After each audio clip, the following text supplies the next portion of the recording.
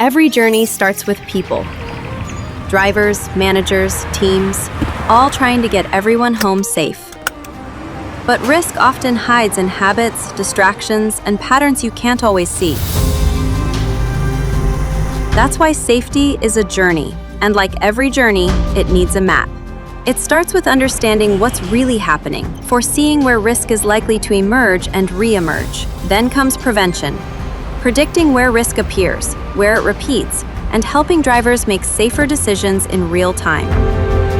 With intelligent cameras and AI-powered insights, risk can be detected earlier. Small alerts become learning moments, drivers improve, and fleets become safer.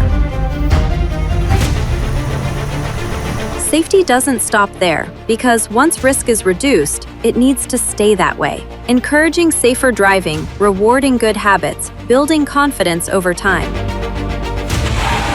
This is how you move from reacting to anticipating.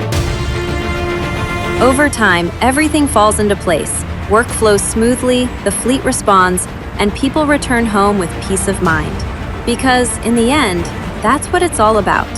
Moving forward, taking care of those on the road. Geotab. Safety is a journey, and we provide the map.